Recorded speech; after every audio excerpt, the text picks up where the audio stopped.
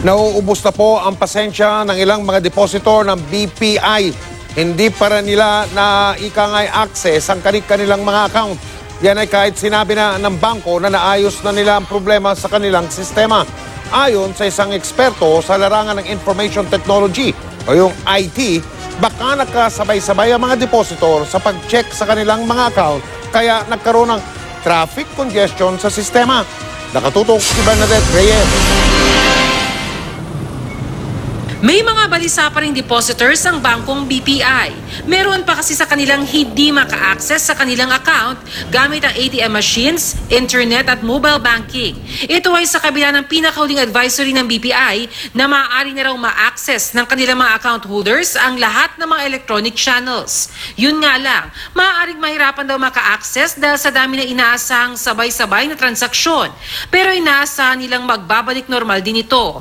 Pero naubos na raw ang pasensya ni Mika Rivera, lalo't may kailangan daw siyang i-transact online. Nahihirapan po talaga akong mag-access, tsaka sobrang hassle po niya. Kagaya po ngayon, syempre po, marami rin po akong pinagagastosan.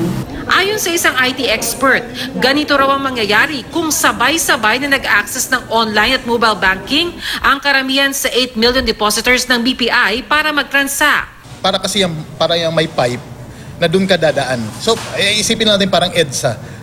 So, kung tayo lahat papuntang Makati, magkakaroon talaga ng traffic congestion.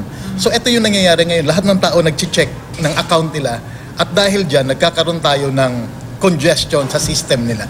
Payo ni Samaniego, huwag muna makipagsabayan sa dagsa ng electronic transactions. Pumunta ka sa branch mo at doon ka mag-inquire. Kasi kung pupunta tayo lahat at i-check si bpiexpressonline.com, talagang magkakaroon ng congestion sa system nila.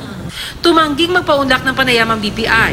Una nang sinabi ng BPI na nakaranas sila ng internal system error kaya nagkaroon ng dagdag bawas sa mga accounts, pero pagtitiyak nito sa mga depositors, wala naman daw mawawalan ng pera. Bernadette Reyes, Nakatutok, 24 Oras.